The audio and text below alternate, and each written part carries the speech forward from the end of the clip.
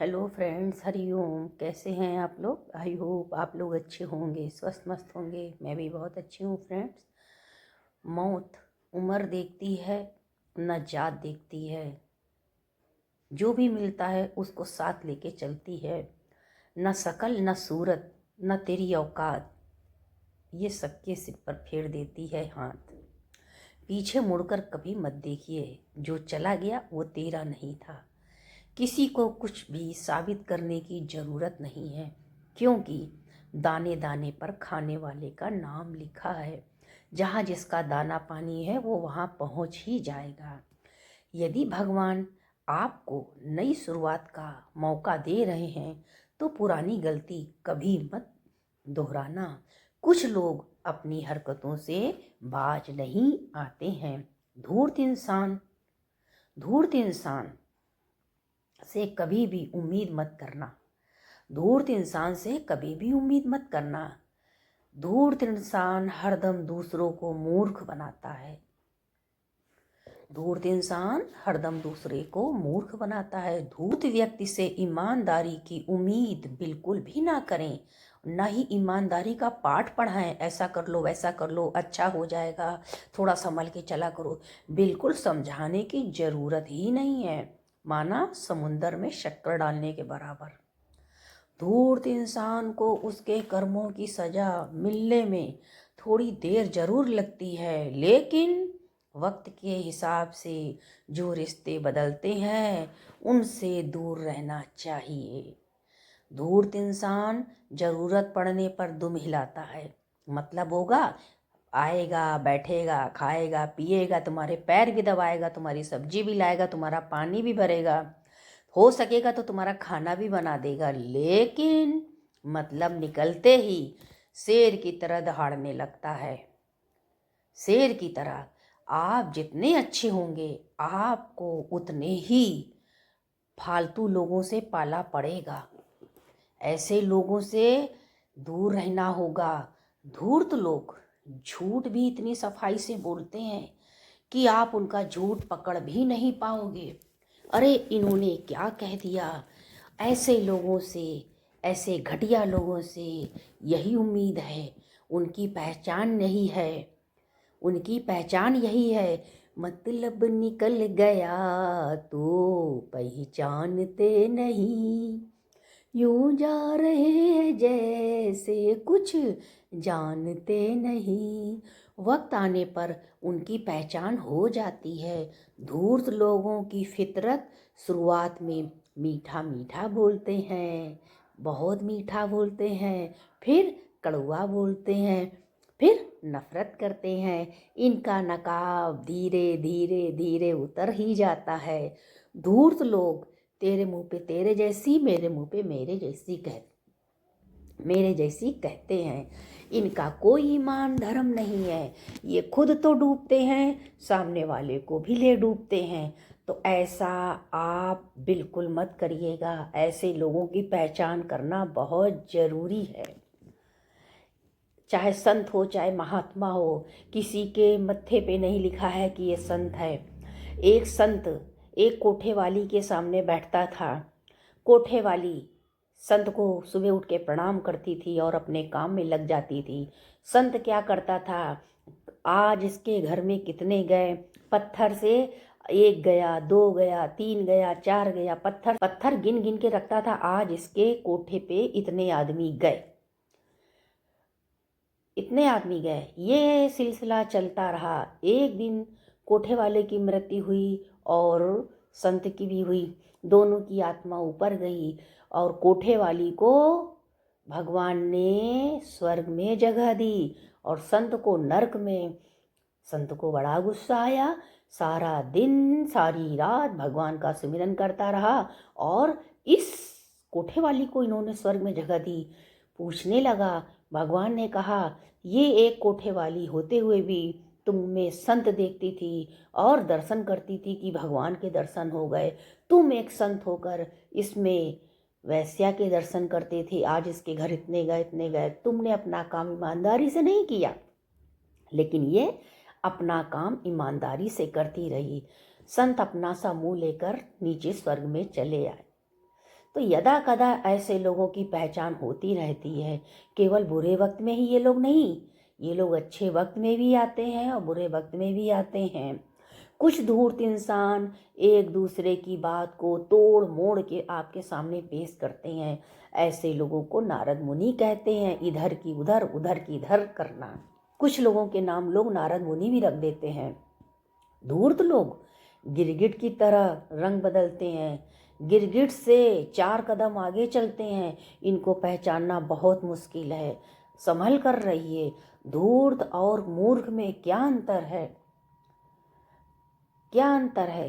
कामयाबी पाने के लिए धूर्त होना जरूरी है, लेकिन किसी को मूर्ख बनाना नहीं जरूरी है। सातिर धूर्त चालाक अपने फायदे के लिए रिश्ता बनाता है। मतलब जो सातिर धूर्त है वो अपने फायदे के लिए रिश्ते बनाता है, और मूर्ख तो मूर्ख ही है। कहते हैं ना, मूर्ख को समझाइए ज्ञान गांठ का जाए, और अपने हिसाब से उसका इस्तेमाल करता है। कौन उसे लगने लगता है सच सामने आने वाला है, तो वो नए लोगों को फंसाने निकल जाता है, माना नए लोगों को शिकार पे निकल जाता है। कुछ ऐसे धूर्त भी होते हैं जो अपने स्वार्थ के लिए भी ऐसा करते हैं। धूर्त व्यक्ति का सहयोग लेने से पहले 1000 बार सोचना। ऐसे लोगों से व्यवहार करने के बाद पछताना पड़ता है, क्योंकि इनको ये नहीं पता मैं 4 लोगों के बीच में कौन सी कैसी बात कह रहा हूँ। ये समाज में, संसार में, बाजार में कभी भी बेइज्जती कर सकते हैं, क्योंकि ना इनका कोई मान है ना सम्मान है। जब तक तुम इनके काम आओगे तब तक ये खुश रहेंगे, और जब आप काम नहीं आओगे तो ये लात मार देगा। मरो या जियो, भाड़ में जाओ। उसकी सोच ऊंचाई पर पहुंचने की है, किसी की पीठ पे भी वो लात रख के निकल जाएगा। ऐसे लोग कभी बदलते नहीं हैं। ऐसे लोग कभी नहीं बदलते हैं, तो बदलाव लाते हैं। जिंदगी के हर मोड़ ने कुछ ना कुछ सिखाया है हर किसी को। जिस जिस पर आप उम्मीद करोगे, जिस जिस पर उम्मीद करोगे, सिर्फ धोखा खाओगे, सिर्फ अपना वक्त बर्बाद करोगे। जिसने सच दिखाया है वो एक हमारा गुरु भगवान है। तो ऐसे गुरु को बार बार प्रणाम है। नमस्कार भगवान, तुम्हें भक्तों का बारंबार हो। श्रद्धा रूपी भेंट हमारी मंगल में स्वीकार हो। ऐसे गुरु को बार बार प्रणाम है, बार बार प्रणाम है। समझदार वो नहीं है जो मूर्ख है और धूर्त हैं। ये तो अपना काम करेंगे, अब हम क्या जवाब दें। समझदार वो है ऐसे लोगों को अपने पास फटकने ही नहीं देता है। कोई रंग चढ़े ना चढ़े, इंसानियत का रंग जरूर चढ़ना चाहिए मनुष्य पर। है मनुष्य जन्म सोना, माटी में ना खोना। सत्संग है एक दर्पण, हर दाग इसी में धोना। सारे दाग आप सत्संग में धोइए।